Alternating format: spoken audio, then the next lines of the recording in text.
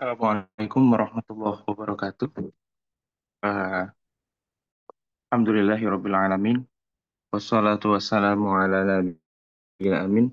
Sayyidina Muhammad ibn Abdullah alihi wa sahbihi wa man wala. Wala hawla wala quwata illa billah. Amma ba'd. Eh,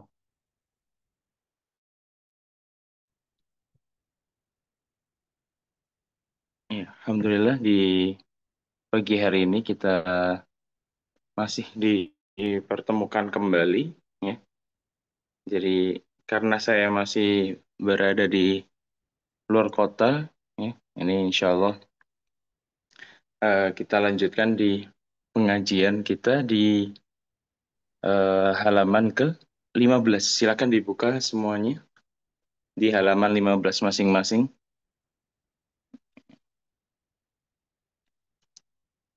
Baik.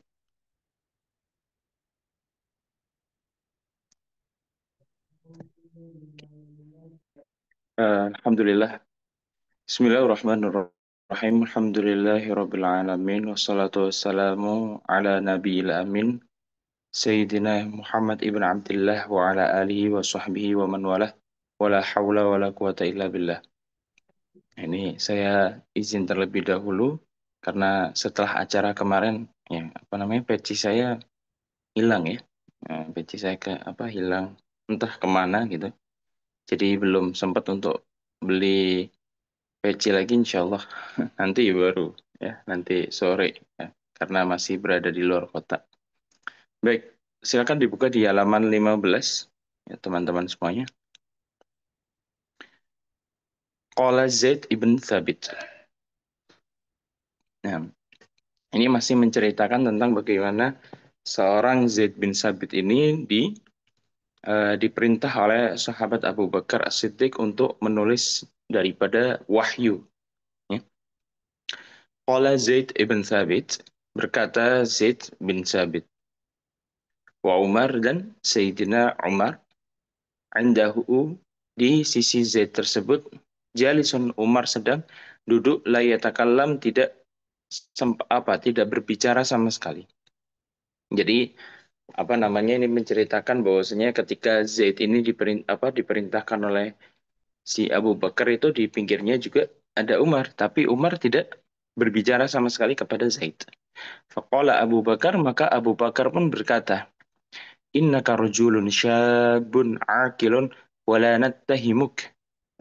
Nah, kata-kata Abu Bakar di sini, ya, innaka rajulun syabun aqilun wala nattahimuk. Nah, ini namanya menunjukkan bahwasanya kenapa Zaid ini di antara semua katibul wahyu, di antara semua pemuda, di antara semua apa namanya Rasulullah Shallallahu Alaihi Wasallam, yang dipilih untuk menulis wahyu yang utama adalah Zaid. Karena Sayyidina Abu Bakar itu merasa bahwa Zaid ini yang pertama, dia apa namanya, seorang lelaki yang memiliki sifat karakter syab. Syab ini maksudnya adalah pemuda. Seorang pemuda yang terkenal akan ketangguhan, kekuatannya itu dinamakan syab, ya.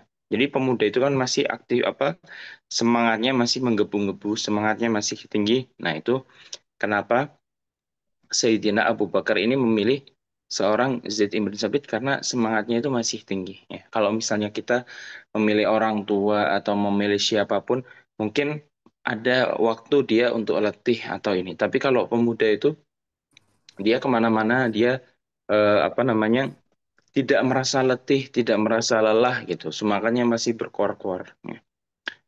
Terus kemudian akil, selain dia memiliki sifat semangat yang sangat tinggi, seorang Zaid bin Sabit, beliau juga pintar. Ya, akil di sini bukan hanya berakal seperti manusia biasa, tetapi beliau ini seorang yang diakui seorang yang cerdas. Ya, ya. Wala nattahimu. Ya, bahkan kami tidak pernah menuduhmu sesuatu. Ya, ini penting. Menuduh di sini berarti beliau ini adalah seorang yang jujur.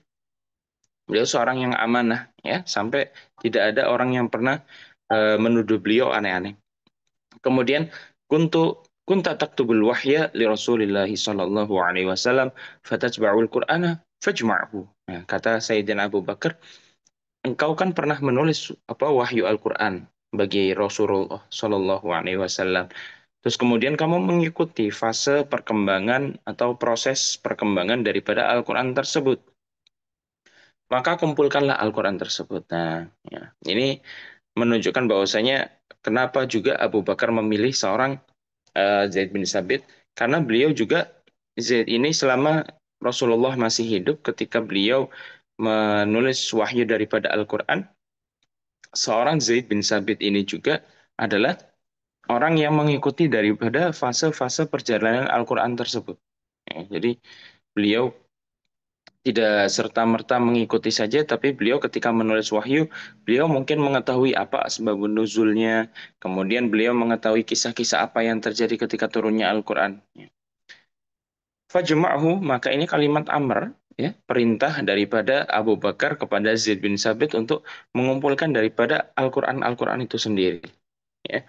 Fawallahi, law kallafani naqlu jabalin minal jibal, maka na asqalu aliyah mimma amarani bihi min jam'il Quran. Nah, ini kata-kata apa namanya? eh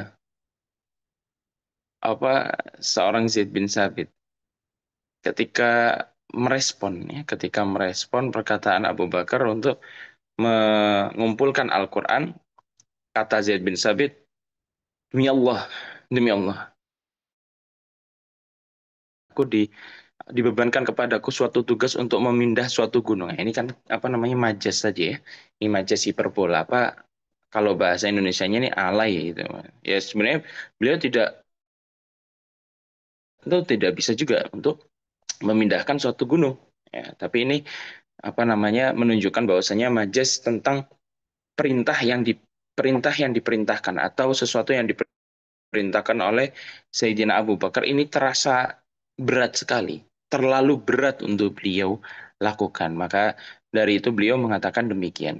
Kalaupun saya disuruh untuk memindahkan suatu gunung, ya, ya itu tidak terasa berat, tidak terlalu berat bagiku daripada apa yang engkau perintahkan daripada mengumpulkan Al-Quran. Ya, tentu saya mending mindahin saja gunung daripada engkau suruh untuk apa? Untuk mengumpulkan Al-Quran. Karena itu pekerjaan yang sangat berat, kata Zaid bin Sabit ya. Qultu kaifa taf'alani syai'an lam yaf'alhu Rasulullah sallallahu alaihi wasallam. Nah, ini balasan juga Zaid bin Sabit kepada Sayyidina Abu Bakar. Bagaimana bisa engkau melakukan sesuatu yang Rasulullah sendiri itu belum pernah melakukannya. Nah, ini Zaid bin Sabit menyanggah dari perintah Abu Bakar. Ya, kenapa Sayyidina Abu Bakar dan Umar ini seakan-akan meminta sesuatu yang bid'ah gitu ya, sesuatu yang baru. Bid'ah itu sesuatu yang baru. Tetapi bid'ah di sini adalah bid'ah yang hasanah, suatu bid'ah yang menunjukkan arti kebaikan, suatu bid'ah yang menunjukkan arti kalau tidak dilaksanakan ini tidak ada mushaf sekarang. Kalau misalnya Rasulullah Shallallahu Alaihi Wasallam tidak mengumpulkan Al-Quran, Rasulullah menulis kita untuk menyuruh kita untuk menulis Al-Quran. Ya. Tapi Rasulullah secara tersirat menyuruh kita untuk mengumpulkan Al-Quran. Ya. Bagaimana kalau misalnya sekarang ini kita Rasulullah tidak pernah menyuruh untuk mengumpulkan Al-Quran dan tidak pernah dilakukan sahabat. Tentu kita akan kelimpungan. Bagaimana kita bisa ini? Apakah semua dari kita ini hafal Al-Quran? Tentu tidak. Terus bagaimana orang yang tidak hafal Quran untuk membaca Al-Quran? Nah ini bid'ah itu harus dilihat dari sisi sisi yang lain. Ya, jangan dilihat dari oh ini tidak dilakukan Nabi maka ini adalah sesuatu yang bid'ah dolalah. Karena kullu bid'atin dolalah wa kullu dolalatin finnar ya. Kita tidak bisa merujuk kepada satu hadis saja. Sedangkan Rasulullah melakukan hadis hadis apa membicarakan hadis-hadis yang lain. Ya, kita kalau apa membicarakan tentang hadis demikian. Ya. Maka ini apa namanya menjadi pertanyaan besar bagi seorang Zaid bin Sabit, kenapa beliau diperintahkan untuk mengumpulkan Al-Quran. Ya. Padahal secara tersirat Nabi sudah mengatakan untuk memerintahkan para sahabat mengumpulkan Al-Quran. Baik. Faqala Abu Bakar. Abu Bakar pun berkata, "Huwa wallahi khair." Ya, kata kata Abu Bakar, pengumpulan Al-Quran ini baik. Demi Allah ini baik. Ya, karena Abu Bakar sudah berpikir matang sebelum memerintahkan hal tersebut kepada Zaid. Falam azal uraji'u hatta syarahallahu sadri lilladzi syarahallahu lahu sadra Abu Bakar wa Umar. Nah, kemudian ini kata-kata Zaid, ya. Terus kemudian aku ini berpikir keras, ya. Terus kemudian aku berpikir keras, dipikir lagi sampai sampai sekiranya itu Allah ini melapangkan dadaku. Melapangkan dadaku maksudnya Allah memberi hidayah kepadaku untuk bisa berpikir sama dengan apa yang dipikir oleh Sayyidina Abu Bakar dan Umar. Ya, ini menunjukkan bahwasannya beliau ketika diperintahkan sesuatu, beliau berpikir dulu.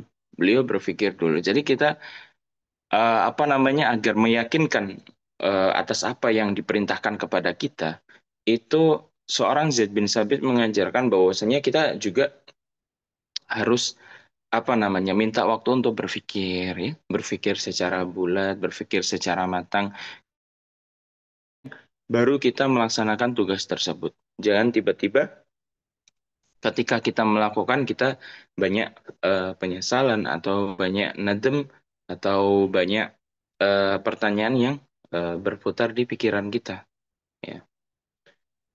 Kemudian fakumtu fatattaba'atul Qur'ana ajma'uhu minar raqa'i wal aktafi wal asab wa sudurir rijal. Kemudian beliau pun berdiri, kemudian mengikuti Quran. Maksudnya mengikuti di sini adalah untuk mencari Al-Quran tersebut ya, sedang dikembangkan. Sedangkan ya Zaid bin Sabit ini tidak semua ayat kan ditulis oleh Zaid bin Sabit, tapi beberapa ayat, misal Rasulullah bepergian dengan siapa dan ada sahabat itu. Kemudian sahabat itu yang menulis, tentu sahabat ini saja yang memiliki ayat ini. Ya, jadi harus dikelilingi semua sahabat-sahabat ini untuk dimintai kertas yang pernah ditulis daripada Al-Quran itu sendiri. Kemudian beliau mengumpulkan daripada beberapa dokumen yang berisikan Al-Quran daripada yang pertama rokok, tempelan-tempelan, ya, wal aktaf, wal asab, kayu, wasuduri rijal dan banyak orang ya dari apa namanya dada seorang pemuda. Maksudnya di sini hafalan-hafalan orang-orang. Ya.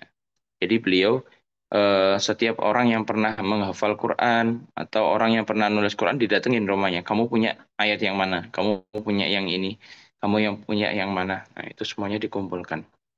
Karena mengumpulkan Al-Quran itu tidak apa namanya tidak semudah yang dibayangkan oleh kita. Karena kalau misalnya kita mengumpulkan pengen mencari referensi atau misalnya kita ingin menulis skripsi, kita ingin menulis suatu tesis atau disertasi, tentu sangat mudah karena kita tinggal buka apa namanya beli bukunya atau salinan manuskrip atau apa terus kemudian atau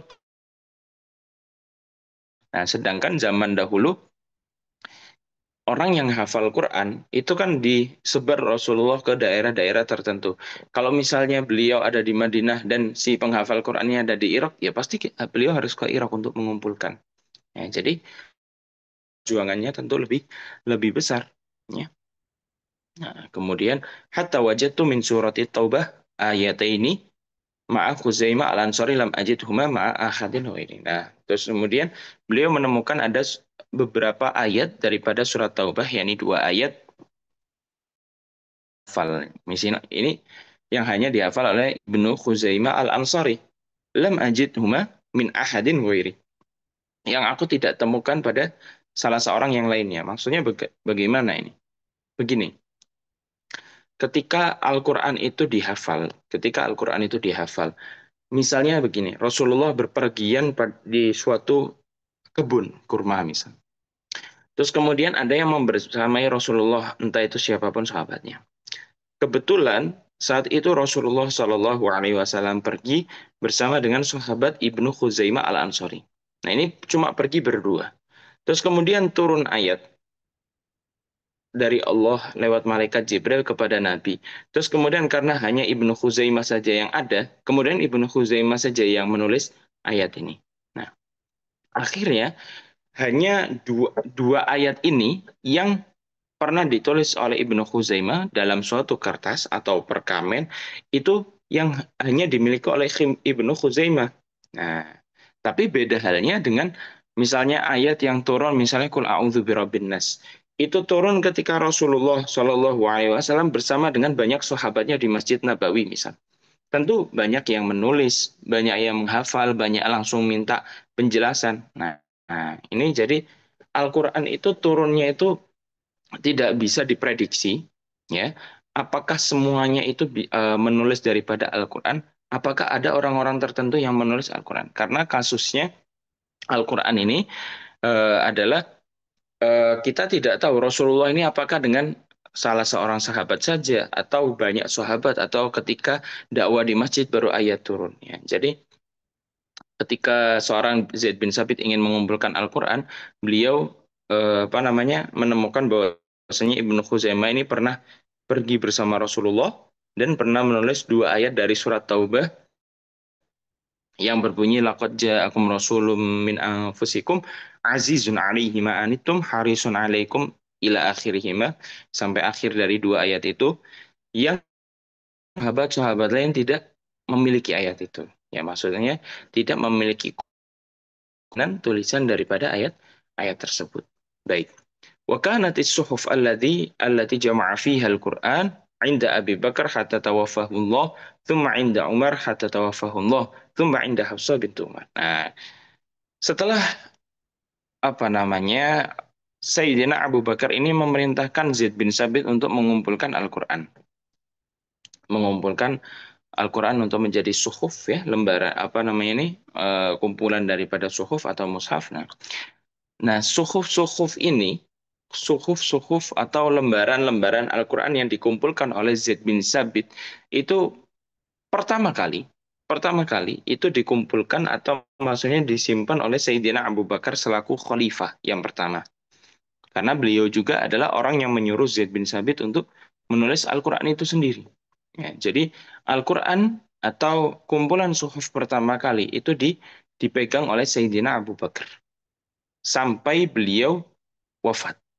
Kemudian salinan tersebut dilanjutkan dipegang oleh Sayyidina Umar bin Khattab karena beliau merupakan khalifah yang kedua. Setelah itu ketika Sayyidina Umar wafat, salinan atau kopian ini dipegang oleh Hafsah bintu Umar. Yang dipegang oleh Hafsah bintu Umar, yakni putri daripada Sayyidina Umar yang dinikahi oleh Rasulullah Shallallahu Alaihi Wasallam. Nah, kemudian ini ada suatu suatu hadis, ya, beberapa hadis yang diriwayatkan menceritakan tentang perjalanan dari mushaf Al-Quran ini. Taba'uhu Uthman ibn Umar wal Laits an Yunus an ibn Shihab.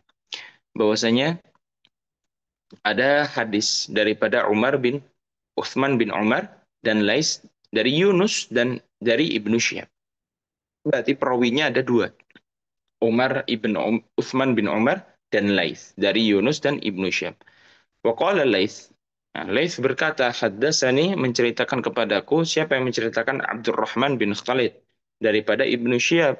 Wa qala ma'a Abi Khuzaimah al-Ansari. Dia serta dengan Abu Khuzaimah al-Ansari. Wa qala Musa ibn Ibrahim. Musa bin Ibrahim berkata, haddatsana Ibnu Syihab Ibnu Syihab pun menceritakan kepada kita beserta dengan Abu Khuzaimah. Wa tabi'ahu, dan mengikuti pula kepada Ibnu Khuzaimah Ya'qub ibn Ibrahim an abihi, dari bapaknya. Wa qala Abu Thabit, ya Abu Thabit berkata, haddatsana, menceritakan kepada kita Ibrahim, wa qala ma Khuzaimah au Abi Khuzaimah. Ya, beliau bersama dengan Khuzaimah atau yang dinamakan Abu Khuzaimah. Ini ma rawahul Imam Al-Bukhari, ini adalah sesuatu yang meriwayatkan Imam Bukhari pada hadis ini. Ya, ini berarti menunjukkan bahwasanya yang meriwayatkan hadis ini adalah ini Imam Bukhari itu kitabnya sangat terkenal sekali, sangat terkenal sekali ya, yang bernama Sahih Bukhari. Nah, ini merupakan, bahkan dikatakan oleh beberapa ulama bahwasanya Ashahul kutubi ba'da kitabillah huwa Sahihul Bukhari.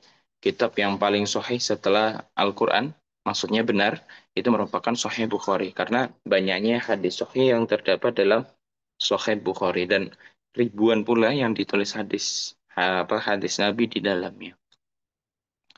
Ya.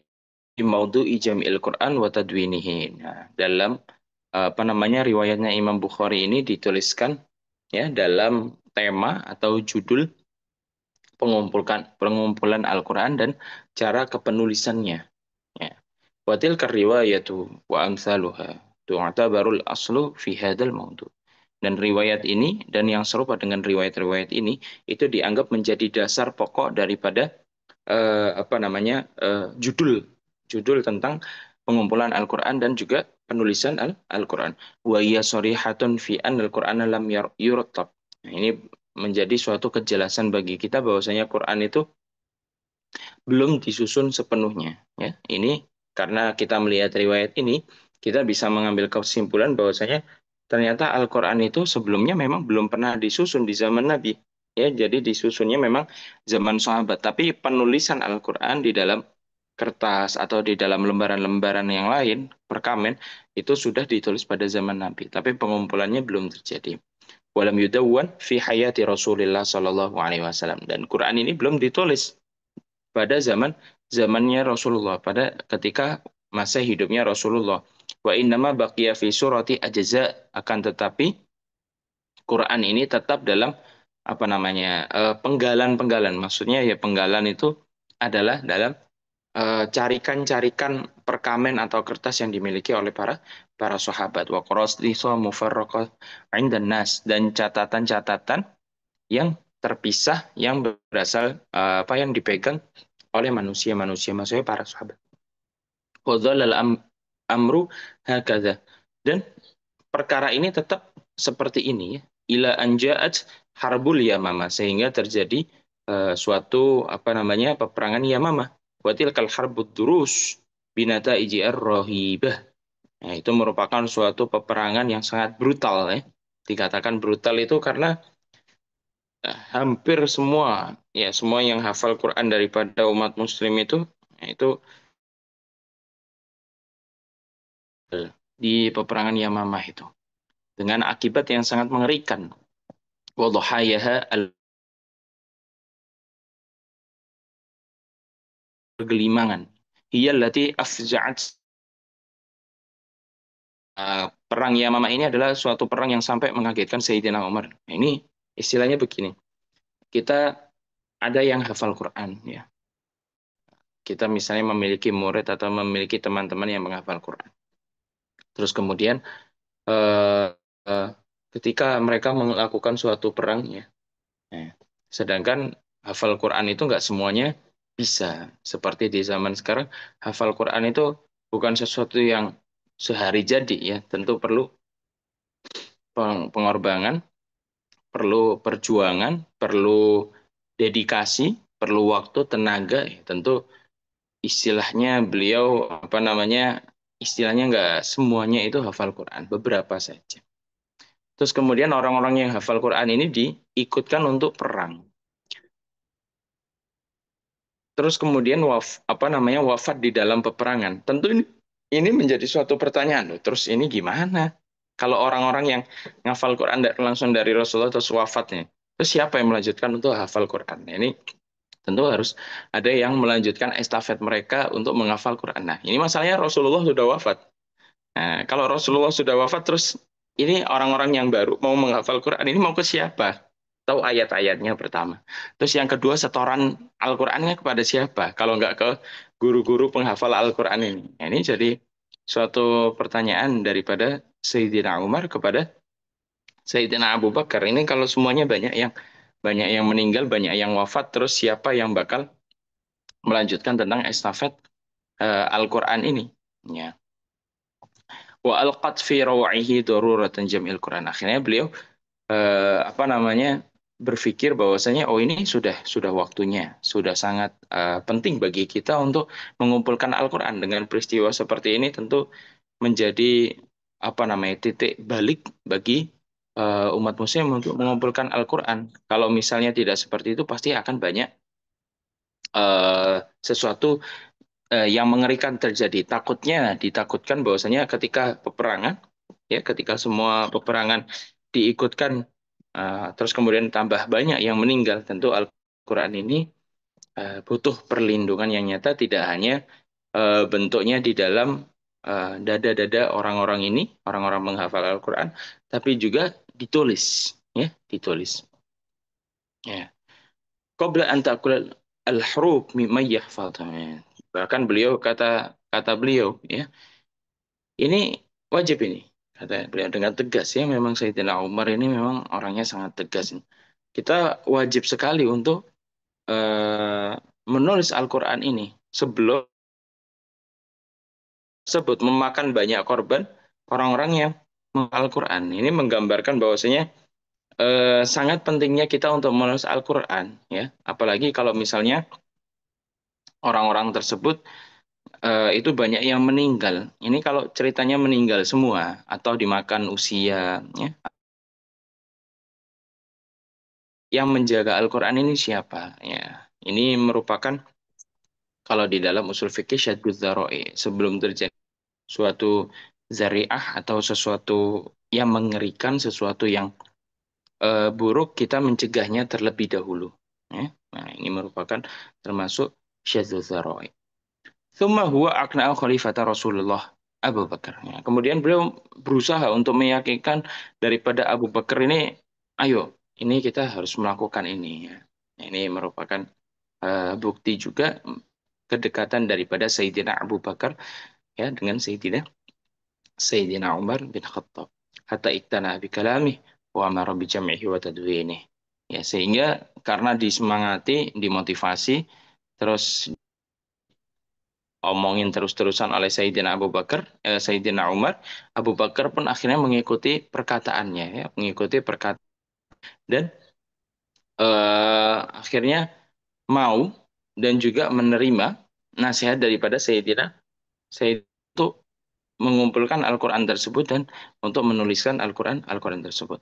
Wa may yattali ala tilka riwayat wa yan'am fiha nazar yajid nafsahu hatman ala hashdi minat tasaulat wa iyyaka ma yali. Dan barang siapa yang melihat pada riwayat atau narasi-narasi cerita tentang pengumpulan Al-Quran dan beliau mempertimbangkan dengan cermat ya, Sayyidina Umar, Sayyidina Abu Bakar ini mempertimbangkan. Jadi difikir dulu sebelum berkata, difikir dulu apa namanya tentang keputusan untuk mengumpulkan Al-Quran, kemudian dihadapkan dengan pertanyaan-pertanyaan tersebut, ya itu pasti pasti akan menjadi lebih yakin ya atas perintahnya untuk mengumpulkan Al-Quran. Nah ini kita akan lanjut lanjut terhadap tasaulat wa iskalat. Ini merupakan pertanyaan-pertanyaan atau iskal atau eh, apa namanya kalau dibilang iskal ini adalah suatu komentar-komentar yang yang berasal daripada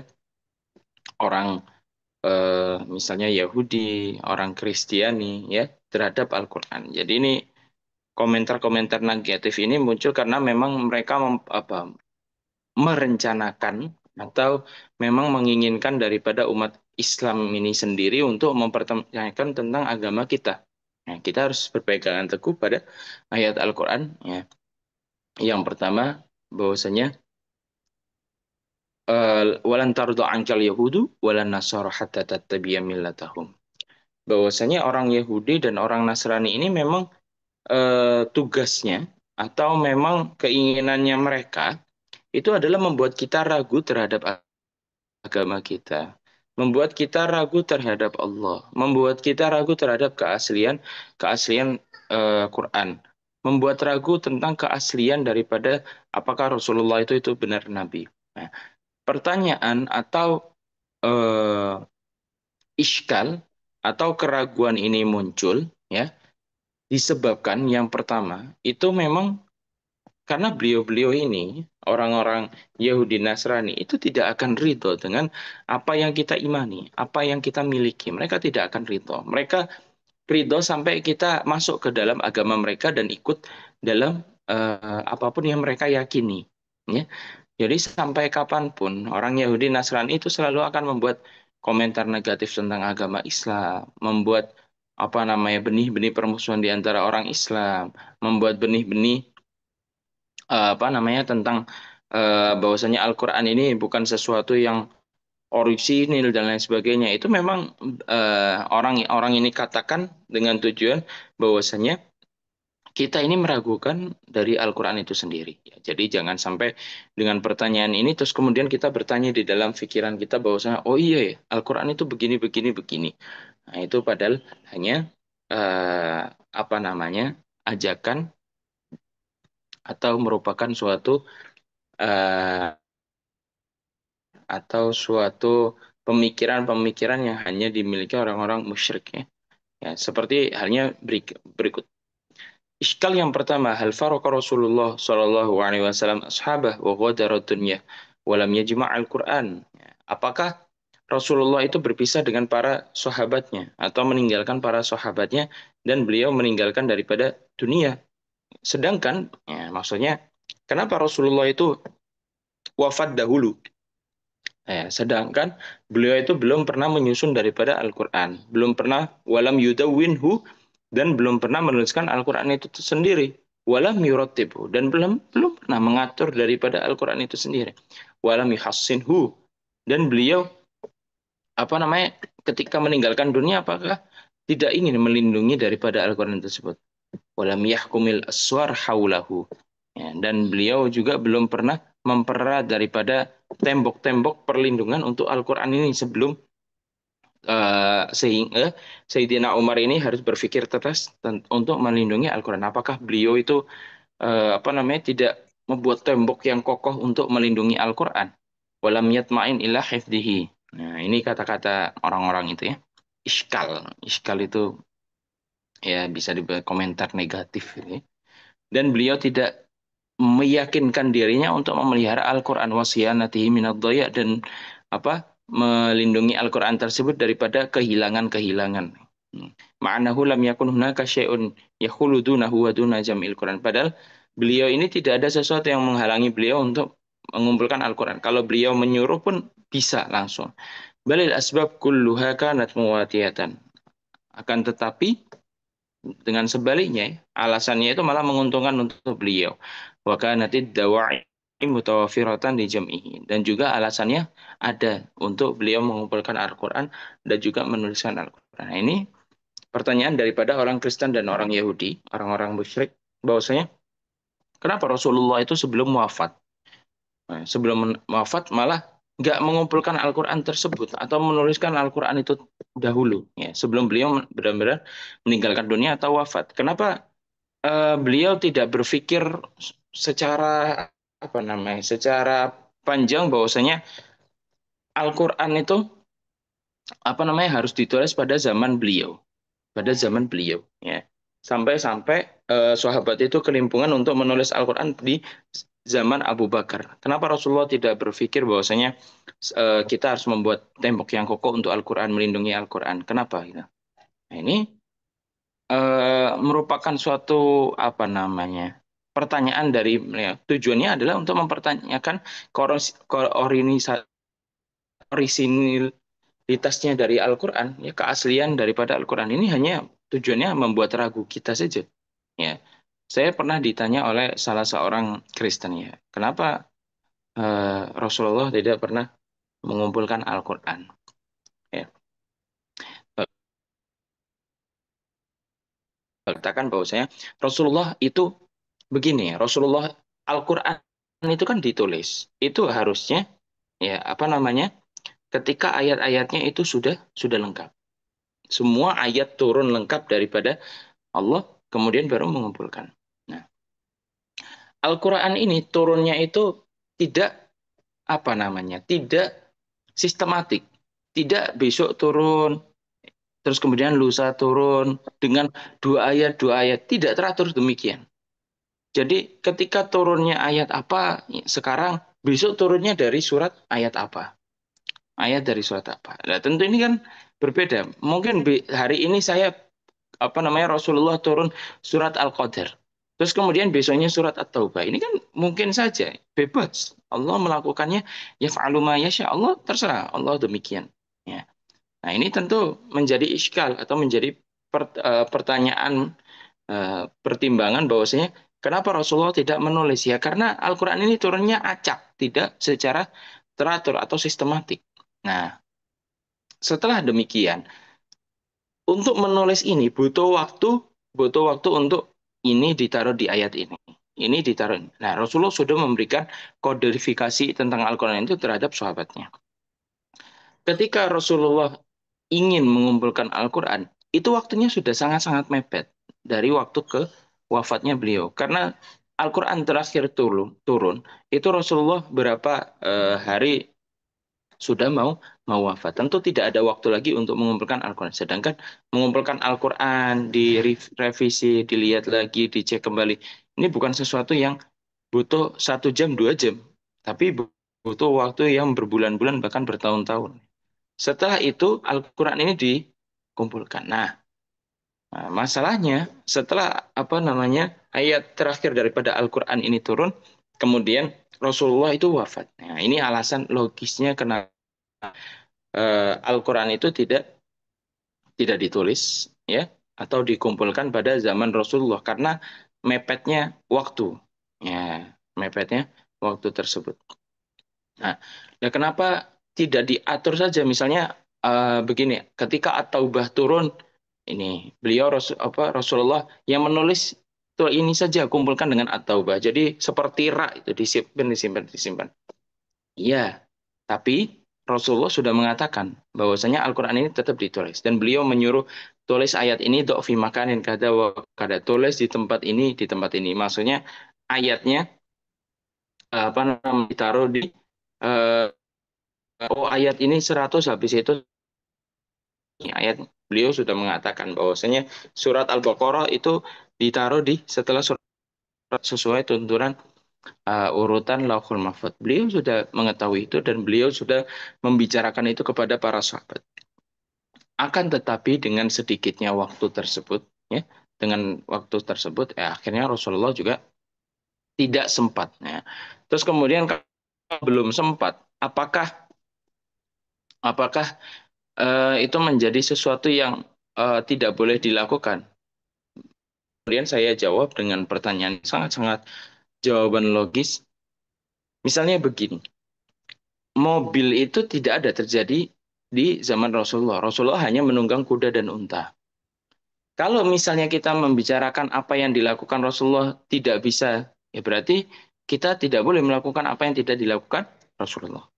Kalau Rasulullah tidak, oke, kalau misalnya Rasulullah tidak menyuruh kita untuk menulis Al-Quran, ya, mengumpulkan Al-Quran, ya, berarti apapun yang tidak dilakukan Rasulullah berarti kita tidak boleh melakukan. Rasulullah tidak melakukan apa tidak naik mobil, berarti kita tidak boleh naik mobil karena Rasulullah tidak melakukan. Berarti kita apa namanya dengan kecanggihan teknologi memudahkan kita hanya boleh apa namanya pakai unta saja, pakai kuda saja seperti yang dilakukan Rasulullah. Nah, makanya tentu kita harus berpikir. Ya, jadi manusia itu Rasulullah tidak kaku. Manusia adalah Rasulullah adalah orang yang paling fleksibel. Rasulullah tahu saya harus gimana, saya harus apa. Rasulullah orangnya demikian.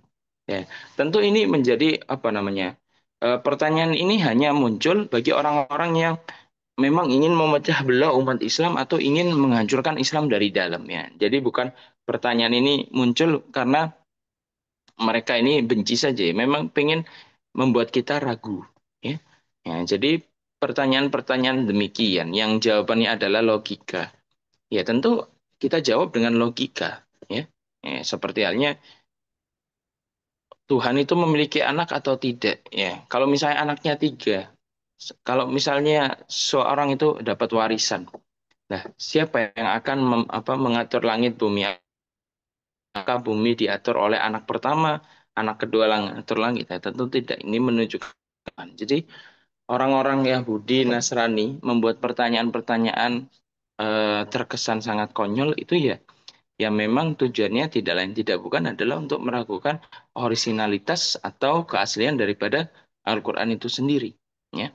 Ya, jadi jangan sampai kita sebagai umat muslim terpancing oleh statement-statement mereka-mereka ini, ya. Kemudian iskal yang kedua, hal tuli Rasulullah Shallallahu Alaihi Wasallam ini kan sangat menyinggung, ya.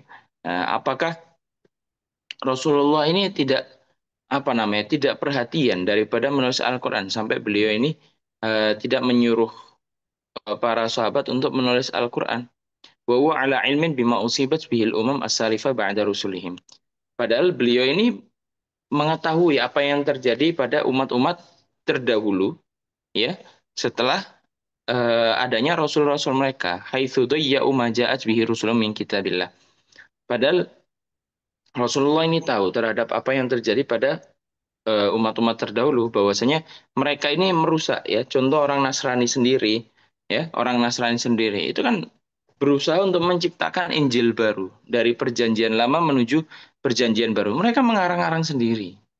Ini mereka ini bertanya kepada kita, padahal di agama mereka juga terjadi. Ini menurut saya aneh ini, aneh. Kok di di agama mereka ini ada suatu kesalahan, kok ini ngurusin dapurnya orang, ya. Isinya sendiri berantakan, tetapi ngurusin dapur orang lain.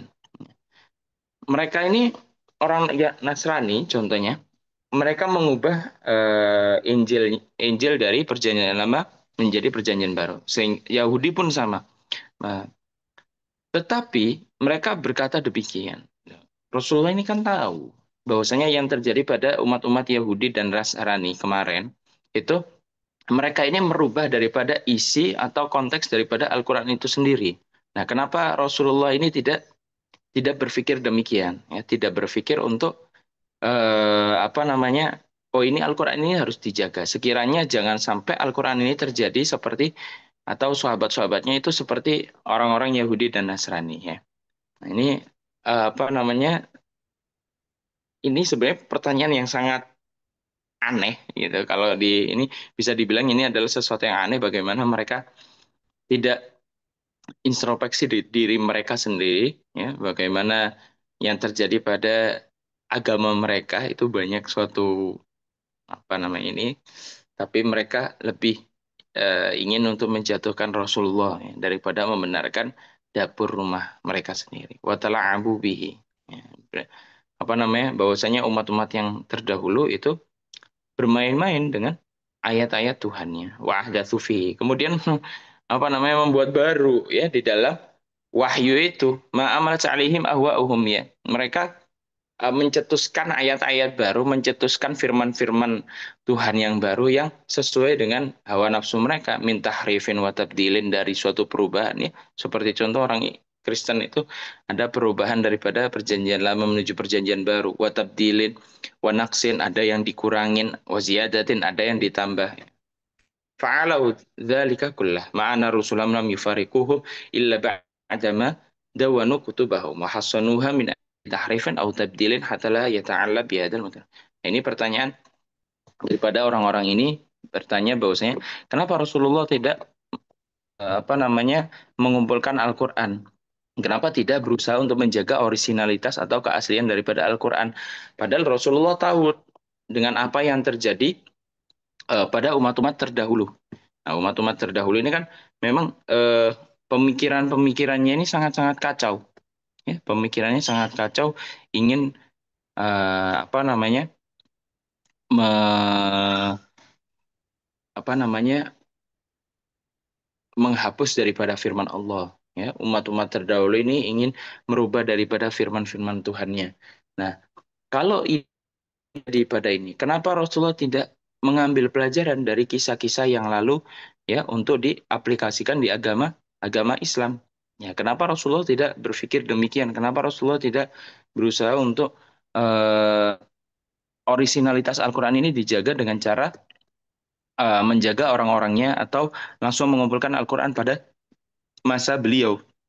Ya, Rasulullah juga punya alasan. Rasulullah juga punya statement sendiri yang tidak sesuai dengan keinginan mereka. Nah, kalau saja Rasulullah melakukan, tentu mereka tetap akan mencari kesalahan-kesalahan daripada agama Islam. Ya. Dan saya yakin akan hal itu karena memang mereka ini tidak akan ridho dengan apa yang kita lakukan sampai kita ini melakukan atau mengikuti apa yang apa yang mereka inginkan. Ya. Jadi jangan sampai kita sebagai umatnya Nabi Muhammad SAW itu berpikir bahwasanya oh apa yang diutarakan atau apa yang diucapkan oleh orang-orang tadi orang-orang Kristen dan orang-orang Yahudi ini benar ya. Nah, ini bahkan suatu kesalahan yang kebodohan yang masih ada, kebodohan yang masih terdapat pada akal mereka yang sampai mereka ini tidak mau mengikuti kebenaran. Ya, jangan sampai apa namanya karena hawa nafsu kita atau pemikiran kita yang belum logis, terus kemudian mengiyakan saja apa yang diajak oleh mereka. Baik, itu penyampaian materi pada pagi hari ini. Silahkan jika ada pertanyaan, silahkan dibuka sesi tanya jawab 10 menit. Silahkan.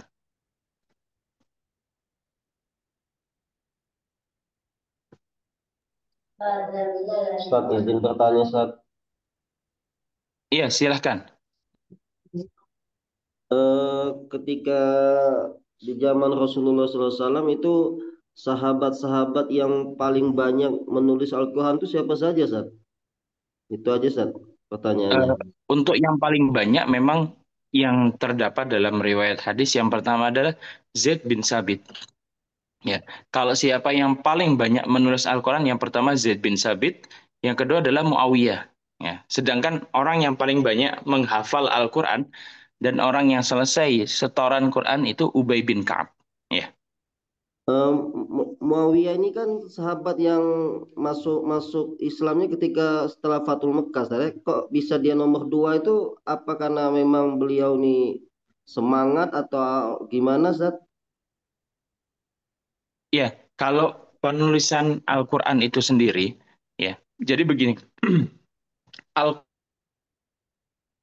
itu turun ya ada yang langsung banyak ada yang sedikit. Nah, ketika zaman Rasulullah apa namanya Rasulullah baru diangkat menjadi nabi dan rasul itu bahkan disebutkan dalam riwayat hadis ada proses lama bahkan pertama kali beliau dapat wahyu di Gua Hiro ya ayat Al-Alaq 1 sampai 5 itu ada waktu jeda 6 bulan sampai beliau mendapatkan wahyu yang terbaru yakni ya ayyuhal muzammil ya ayyuhal mudatsir kum fa'andir wa li rabbika fang.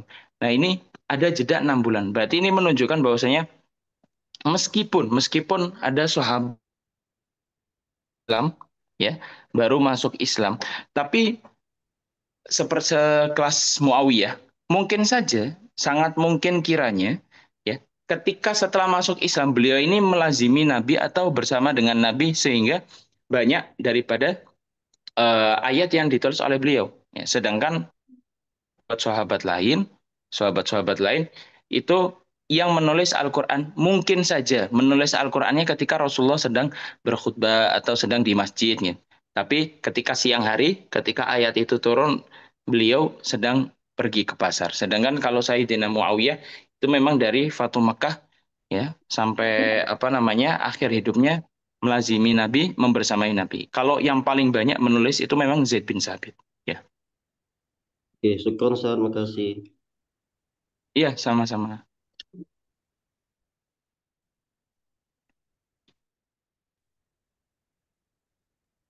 Ustaz, izin Ustaz, mau bertanya. Iya, silahkan. Ya, terkait yang ayat lakot J itu, Ustaz. Untuk itu kan tadi disampaikan kalau apa satu-satunya sahabat yang menuliskan ayat itu. Nah, itu gimana cara memvalidasinya, Ustaz? Iya. Kemana dia sehingga diakui sebagai sahabat bagian dari ayat Al-Quran. Rodat. Oh ya, baik. Jadi begini, ketika apa namanya Al-Quran ini sudah populer di masyarakat Madinah. Ketika Al-Quran ini sudah mulai banyak ditulis oleh masyarakat Madinah. Nah, seorang Zaid bin Sabit, orang yang ditugaskan untuk mengumpulkan Al-Quran, ya, oleh Sayyidina Abu Bakar, bagaimana cara memvalidasinya? Tentu begini. Ketika misalnya At-Taubah ini banyak yang ditulis oleh para sahabat kecuali dua ayat ini saja, ya. Tentu menjadi bagi kita emang ini Al-Quran atau tidak? Ya, benarkah ini Al-Quran? Ya. Nah, ada beberapa cara bahwasanya ini memang benar Al-Quran. Pertama, bahasa yang digunakan Al-Quran itu bahasa yang berbeda dengan perkataan atau kalam-kalam Arab yang biasanya. Tentu kalam atau perkataan Tuhan itu berbeda dengan perkataan manusia. Pertama, dari segi bahasa. Terus yang kemudian tata kalimatnya. Ketika Allah apa namanya firman Allah atau wahyu Allah, tentu balaghahnya, sisi sastranya itu berbeda dengan sastra orang manusia, Pak. Ya. Terus kemudian eh, isi atau konteksnya. Kalau Al-Quran itu dibuat-buat, ya, dibuat-buat atau isinya itu dikarang-karang, pasti terlihat, sangat-sangat terlihat. Ya. Terus kemudian yang terakhir adalah orang yang menulis Al-Quran ini atau orang yang menghafal Al-Quran ini itu disumpah apakah benar-benar itu Al-Quran. Nah, ya terus kemudian yang terakhir dicari tahu orang yang nulis Al-Quran dan orang yang menghafal Al-Quran ini dicari tahu kepribadiannya itu apakah beliau ini orang yang jujur, apakah beliau ini orang pembohong. Nah, kalau orangnya jujur, ya tentu insya Allah apa namanya 100% orang ini juga tidak akan memalsukan dari tulisan Al-Quran ini. Nah, itu cara bagaimana cara memvalidasi apakah benar yang ditulis itu adalah ayat Al-Quran. Jazakallah, Ustadz, Ustaz. izin bertanya, Ya, silakan. Ustadz, itu kan setelah divalidasi dan sebagainya, ketika terkumpul jadi satu mushaf itu lengkap, apakah zaman itu ada kayak peresmian semacam itu atau pas udah jadi, apakah seluruh sahabat Nabi itu kumpul dan kemudian meresmikan itu atau gimana ya Ustadz? Jadi bisa Oh, tersebar ke enggak. seluruh Tidak, dunia sampai saat ini. tidak. Jadi ketika Sayyidina Abu Bakar ini jadi apa? Kalau misalnya seorang presiden ya, kita ibaratkan presiden. Kalau seorang presiden itu membuat suatu kebijakan, pasti ada kebijakan yang sifatnya rahasia, ada yang sifatnya itu terbuka. Contoh begini, ketika misalnya apa namanya, misalnya Presiden Prabowo misalnya, Presiden Prabowo yang saat ini menjabat itu apa namanya, saya ingin membuat program makan bergizi gratis untuk rakyat Indonesia. Ini disebarluaskan, ya. Ini namanya program massal. Tetapi ada apa suatu proyek tiba-tiba kapal kita disandera di daerah Somalia. Kalau kapal kita ini apa namanya berita tentang kapal kita disandera ini muncul ke awak media atau muncul ke apa namanya media massa yang bisa dilihat orang. Nah, tentu ini harus ada program-program yang disiapkan secara khusus. Nah, contoh begini, ketika dengar ada orang-orang Indonesia ini kapal Indonesia disandera oleh orang-orang Somalia, apakah Prabowo akan mengumumkan saya akan membuat tim khusus untuk membebaskan mereka? Ya, Ya, ini tentu akan jadi perdebatan. Kalau berhasil, keren. Kalau nggak berhasil, tentu wah ini TNI zaman Prabowo tidak bisa ini. Nah, jadi kegagalan seorang kepala pemerintah atau presiden tersebut. Nah, akhirnya Prabowo membuat suatu satgas, satuan khusus untuk membebaskan. Tetapi secara diam-diam dikirimkan untuk melaksanakan misi tersebut. Nah, begitu juga Abu Bakar menjadi khalifah. Ini merupakan suatu tugas khusus. Tugas khusus tidak digembor-gemborkan pada semua orang untuk mengumpulkan Al-Qur'an. Ya, jadi yang diberi tugas cuma Zaid bin Sabit ya melakukan dengan panitia khusus, ya, panitia khusus. Jadi kalau kita dalam suatu tugas ya pasti ada tugas khusus, ada tugas secara massal. Nah, ini merupakan suatu tugas khusus yang diberikan oleh Zaid bin Sabit daripada Abu Bakar. Ya, jadi tidak digembor-gemborkan kepada ini. Beda dengan zaman kepenulisan Al-Quran Utsman bin Affan. Ketika Utsman bin Affan, semua orang itu tahu kalau misalnya sekarang masa penulisan Al-Quran, Sayyidina Utsman nyuruh. Tapi kalau zaman Abu Bakar, tidak begitu jawabannya.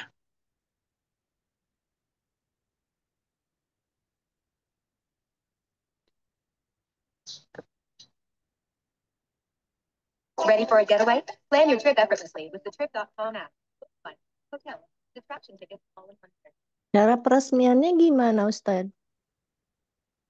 Kok itu bisa disebar ke Untuk seluruh dunia peresmiannya ya? sendiri, tidak peresmiannya individual saja. Kalau peresmiannya hanya individual saja antara Sayyidina Abu Bakar, Utsman dan Zaid bin Sabit, tidak ada peresmian.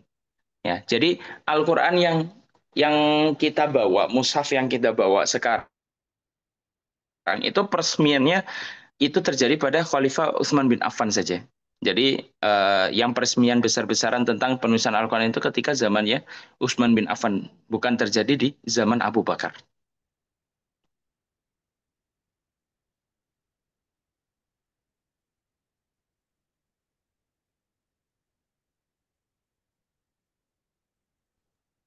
Kalau izin Tat, lagi bertanya, untuk mushafnya itu apa masih ada tuh yang dari zaman Abu Bakar? Eh, Kalau mushaf di zaman Sayyidina Abu Bakar sampai sekarang itu belum diketahui keberadaannya di mana. Ya. Jadi kita tidak mengetahui di mana. Tapi yang seperti yang pernah saya lihat di Museum Topkapi di Istanbul, Turki, ya, Al-Quran mushaf Al-Quran yang masih tersisa, masih tulisan tangan murni di zaman Sayyidina Utsman, itu berasal dari masa pemerintahan Sayyidina Utsman bin Affan, bukan Sayyidina Abu Bakar. Ya, jadi Al-Quran yang ditulis oleh Zaid bin Sabit pada zaman Utsman bin Affan itu belum diketahui ya, itu sekarang. Kiroat atau bacaan pada kiroat apa? Tentu sudah mutawatir ya. Untuk kiroat itu memang kiroat asyroh, ya, kiroat asyroh mulai dari Nafi itu sampai mungkin Ruwais dan lain sebagainya itu tetap ya kiroat asyroh yang populer, ya, populer. Baik, karena waktunya sudah menunjukkan pukul 6.01, ya, saya akhiri untuk pertemuan kita di pagi hari ini. Semoga bermanfaat eh, penjelasan materi dan juga tanya jawabnya. Lebih kurangnya saya mohon maaf. Saya pamit undur diri. Wabillahi taufiq wal hidayah. Wassalamualaikum warahmatullahi wabarakatuh.